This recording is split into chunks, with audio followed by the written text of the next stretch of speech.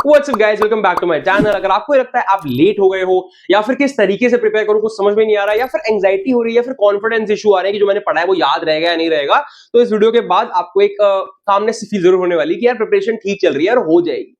पहली उस बात का जवाब कि जो सोच रहे हैं हम लेट हो गए, अब यहां से सीयूईटी क्रैक करना बड़ा मुश्किल है, हो जाएगा।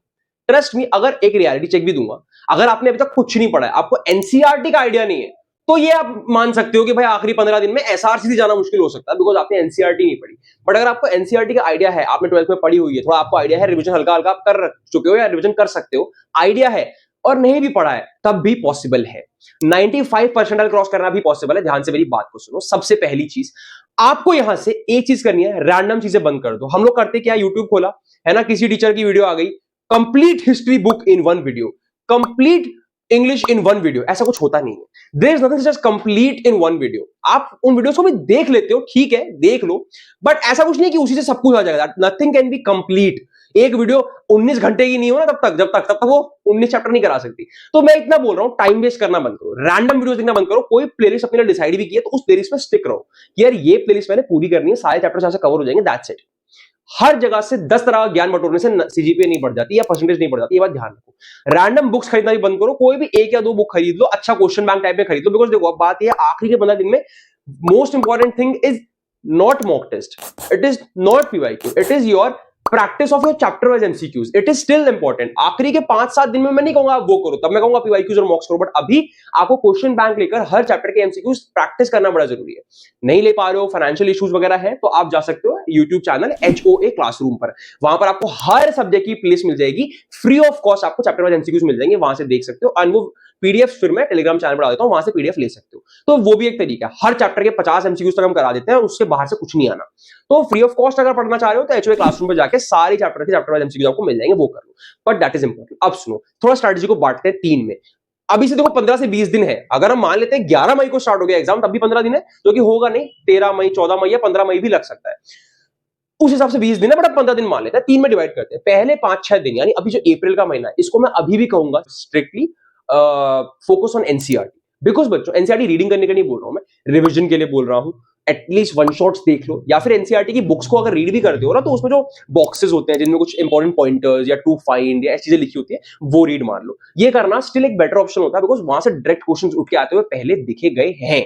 तो एनसीईआरटी को मजाक मत बनाओ, अप्रैल में भी एनसीईआरटी पढ़ लो। बहुत से बच्चे मैंने ऐसे भी देखे हैं जिन्हें सिर्फ एनसीईआरटी पढ़ी है, अच्छे से पढ़ी है, ढंग से एमसीक्यू प्रैक्टिस नहीं भी करे, तब भी अच्छा स्कोर कर गया, बिकॉज उनको आइडिया था हर चीज का। आप भी वो कर सकते हो, अच्छा परफॉर्म कर सकते हो। तो अप्रैल के महीने की स्ट्रेटजी ये रहने वाली है कि हमें एनसीईआरटी कवर करनी है with the help of chapter wise MCQs. Time table क्या रहेगा, 2 घंटे रोज एनसीईआरटी को जाना ही जाना है, चाहे वो वन शॉट्स देखकर जाए, चाहे वो चैप्टर को फिजिकली रीड करके जाए। फिजिकली रीड करना है ऑलवेज बेटर, वो करके जाए, कैसे भी जाए। 2 घंटे आपको एनसीईआरटी रीड करनी है अपने सभी डोमेन्स की, एंड और 2 घंटे आपको एमसीक्यू प्रैक्टिस करनी है, चैप्टर वाइज एमसीक्यूज लगाना है जो भी आपने एनसीईआरटी में रीड किया। अगर आप एक हफ्ते तक भी, आपके 3 डोमेन होंगे ना, यही 3 डोमेन्स के लिए आप ये करते हो कि पहले एनसीईआरटी पढ़ते हो या फिर वन शॉट देखते हो, फिर उसको चैप्टर वाइज एमसीक्यूज लगाते हो। अगले 5-7 दिन में आपका सारा रिवीजन डन हो जाएगा, सिलेबस कंप्लीट हो जाएगा। क्लैरिटी रखो दिमाग में। कभी भी ध्यान रखना, कॉन्फिडेंस या फिर मोटिवेशन जो है ना, वो इस चीज से नहीं आता कि मैं सोचूं मोटिवेशन के बारे में या किसी मोटिवेशन स्पीकर को सुनूं तो आएगा, प्रिपरेशन से आता है। When you actually solve questions और वो सॉल्व हो जाते हैं, तब कॉन्फिडेंस आता है। जब आप एक्चुअली में पढ़ने बैठते हो, चैप्टर खत्म होते हैं, तब कॉन्फिडेंस आता है, तब उससे एंग्जाइटी कम होती है कि यार हाँ कंप्लीट हो जाएगा। तो first and foremost important thing is कि भैया आपको एनसीईआरटी करनी है पहले एक वीक के अंदर अंदर, अप्रैल के अंदर। क्योंकि हमें पता है सीयूईटी के थ्रू जो भी यूनिवर्सिटी आप टारगेट करोगे, कट ऑफ बहुत हाई रहने वाले हैं, तो हमें एफर्ट लगाना पड़ेगा। 4 घंटे तो ये मिनिमम पढ़ाई है, इसके बाद आपको पीवाईक्यूज भी देखने हैं, मॉक्स भी देखने हैं, आगे उस बारे में बात करेंगे। बट जहां मैंने बात करी बच्चों कि सीयूईटी के थ्रू आप अगर किसी एक यूनिवर्सिटी को टारगेट कर रहे हो, तो उसका कट ऑफ बहुत हाई जा सकता है। जैसे कि दिल्ली यूनिवर्सिटी को भी देख लो, वहां पर 3 से 4 लाख बच्चे अप्लाई करते हैं हर साल। अप्लाई तो 5-6 लाख करते हैं, रिजेक्शन के बाद 3-4 लाख बचते हैं। उन बच्चों में से भी सिर्फ 50-60 हजार बच्चे हैं जिन्हें ठीक ठाक, जिन्हें कॉलेज भी मिलता है, एंड अच्छा कॉलेज सिर्फ 10-20 हजार बच्चों को मिलता है। तो 10-20% रेशियो को ही ढंग के कॉलेज मिल पाते हैं। बट क्योंकि आपने अपना पूरा फोकस सिर्फ उस पर रखा था, तो आप बाकी सारी अपॉर्चुनिटी मिस कर चुके होते हैं, बिकॉज दिल्ली यूनिवर्सिटी का एडमिशन प्रोसेस बहुत एंड तक चलता है। तो रास्ते में through out the CUET process जो और भी अपॉर्चुनिटीज आ रही है, उनको जरूर भरते चला करो। ऐसी एक अच्छी अपॉर्चुनिटी के बारे में आपको एक मिनट में बताना चाहूंगा, which is Stride school of business. Stride India का पहला AI focused UG business school है। अब ये कोई नॉर्मल बीबीए कॉलेज के बारे में बात नहीं कर रहा हूं मैं, दिस इज डिफरेंट, ध्यान से सुनो। इनके यहां एआई सिर्फ एक सब्जेक्ट नहीं है जो कि आजकल कर दिया लोगों ने कि एक सेमेस्टर में एक सब्जेक्ट डाल दो, नहीं, एआई हर चीज में इंटीग्रेट किया गया, चाहे वो फाइनेंस हो, चाहे वो मार्केटिंग हो, चाहे वो ऑपरेशन हो, बिकॉज आज के टाइम में मार्केट में एग्जैक्टली यही हो रहा है। हर चीज को ना स्मार्ट लोग एआई के थ्रू करने लगे हैं, एआई के मेथड्स के थ्रू करने लगे हैं, एंड उस वजह से जो लोग कन्वेंशनल मेथड यूज करते थे उनकी जॉब्स जा रही है। आज के टाइम पे मैनेजमेंट में एआई घुस गई है, इस बारे में कोई बात ही नहीं करता, but STRIDE school of business ये चीज कर रहा है, वो अपने पूरे करिकुलम में एआई इंटीग्रेट कर चुका है। तो आपको अगर मार्केटिंग, फाइनेंस, ऑपरेशंस कुछ भी करना हो, आप एआई के यूज से कर सकते हो, और वो पहले ही सेमेस्टर से स्टार्ट कर देते हैं, एंड लास्ट सेमेस्टर तक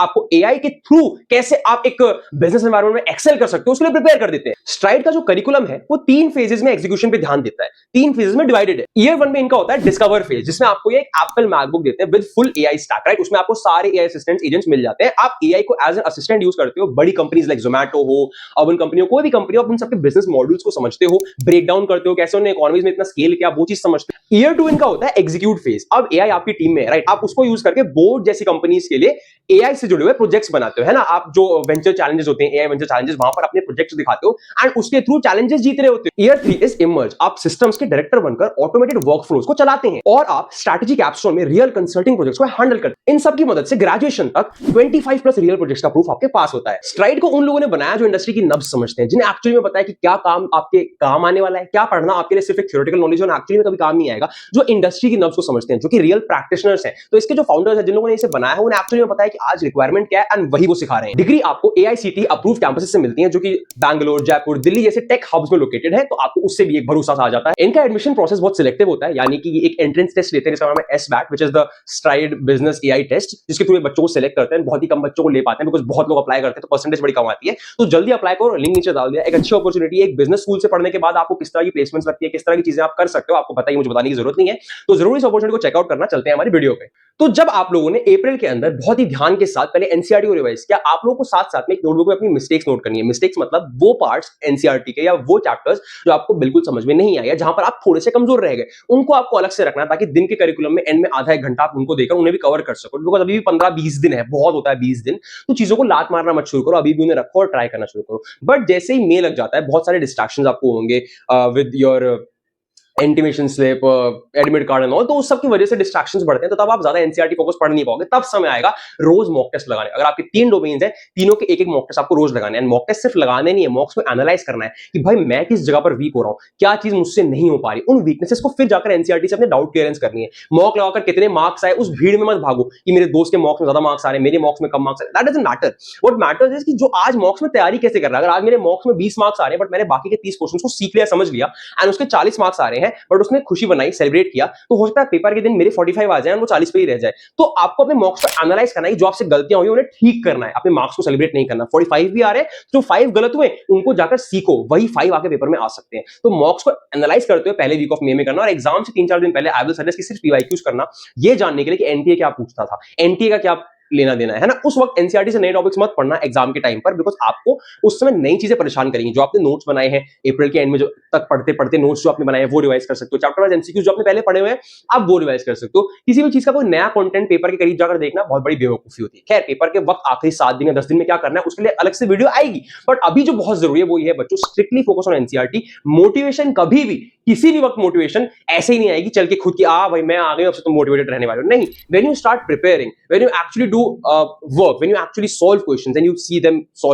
गेटिंग सॉल्व बाय यू, तब जाकर कॉन्फिडेंस आता है कि यार मैं कर पा रहा हूं, यार पेपर में भी मुझसे बन जाएगा। जब आप एनसीईआरटी क्वेश्चंस पढ़ते हो, चैप्टर वाइज एमसीक्यूज लगाते हो, तब कॉन्फिडेंस आता है कि यार मैंने इसे एक्चुअली में कवर कर दिया, सीवीटी मुझे परेशान नहीं कर सकता। एंड चैप्टर वाइज एमसीक्यूज के लिए एचओए क्लासरूम तो सबसे बेस्ट रहेगा, बिकॉज वहां पर पीवाईक्यूज, मॉक टेस्ट सब आपको मिल जाता है, जाके फ्री ऑफ कॉस्ट पढ़ सकते हो। इससे बड़ा रिसोर्स आपको क्या देगा। तो अभी बिल्कुल सब कुछ छोड़ो, कंसिस्टेंसी पे फोकस करो, मोटिवेशन अपने आप भाग के आएगा। जो रोज पढ़ रहा होता है ना, वो मोटिवेटेड ही रहता है कि यार मैं पढ़ रहा हूं तो मेरे नंबर अच्छे ही आएंगे। तो आपको पूरे के पूरे अप्रैल को ध्यान रखते हुए NCERT plus chapter wise MCQs करने हैं, एंड मे में आपको मॉक टेस्ट से शुरुआत करनी है। रोज 3 या 4 मॉक टेस्ट लगाने हैं, हर डोमेन के लिए एक mock test, and full length mock test लगाने का ट्राई करना, चैप्टर वाइज नहीं।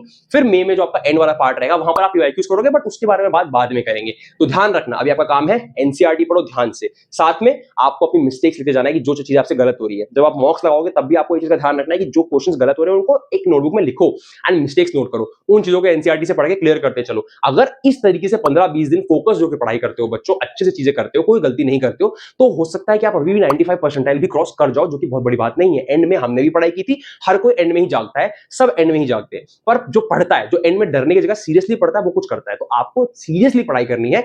अगर आपको बाकी बच्चों से आगे निकलना है, कुछ बेटर करना है, तो बच्चों पढ़ना पड़ेगा, ठीक है। और कोई भी डाउट चाहिए हो, किसी सब्जेक्ट की स्पेसिफिक स्ट्रैटेजी चाहिए हो, तो पूछ सकते हो। डाउट अगर हो तो पूछ सकते हो, डाउट चाहिए हो नहीं, है ना। बाकी अपडेट्स आपको मिल जाएंगी, इंटीमेशन स्लिप कब आएगा, डेट शीट, एडमिट कार्ड। मैंने स्टार्टिंग में ही बोल दिया था यार कि डेट शीट कोई आने नहीं वाली है, सब लोगों को परेशान कर रहे हैं सिर्फ, और आपने देखा वही हुआ। जो मैंने बोल दिया है मान लो वही होगा। आपका जो 12th का रिजल्ट है वो भी मई में आएगा, अप्रैल में नहीं आएगा। टेंशन मत लो, हर चीज में बताता रहूंगा। बस सब्सक्राइब करके बेल आइकन दबा के रखो। अच्छी अच्छी अपॉर्चुनिटीज भी आती है, मैं बताता रहता हूँ। अभी आईआईटी मंडी का समर इंटर्नशिप प्रोग्राम खोला है, मैंने उसके बारे में वीडियो बनाई है, जाकर चेकआउट कर सकते हो। ऐसी चीजें बहुत सारी आती है, मैं बताता रहता हूँ। स्ट्रैटेजी वीडियो के लिए बच्चों ने बोला, वो मैंने बता दिया कि अभी strictly focus on NCERT and chapter wise MCQs. जो पढ़ेगा कंसिस्टेंट रहेगा उसे मोटिवेशन आएगी, जो नहीं पढ़ेगा उसे मोटिवेशन नहीं आएगी। बाद में हम मॉक्स और पीवाईक्यूज करेंगे, मॉक्स पीवाईक्यूज को एनालाइज करेंगे, जो हमसे गलती हो रही है उसे एनसीईआरटी से क्लियर करेंगे। तब एक फुल पावर पैक सॉल्यूशन मिलेगा, एक अच्छे से आपकी पढ़ाई हो पाएगी। दिन में कम से कम 6 से 7 घंटे पढ़ना रियलिस्टिक होता है, 10-12 घंटे कोई नहीं पढ़ सकता, 6-7 घंटे लेकिन जरूर पढ़ना। इससे कम पढ़ रहे हो तो आप कम पढ़ रहे हो, बिकॉज आप 15-20 दिन बाद एक कॉम्पिटिटिव एग्जाम देने जा रहे हो, जहां पर 15 लाख बच्चे एग्जाम देने आएंगे। तो उनको अगर हराना है तो एफर्ट लगाना है, ठीक है। Thank you so much guys, all the very best. कोई और डाउट रह गया हो तो पूछ लेना, एंड कमेंट्स में रिप्लाई मैं यूजुअली कर देता हूं, वरना अगली वीडियो में बता दूंगा। Thank you so much guys, all the very best, bye bye.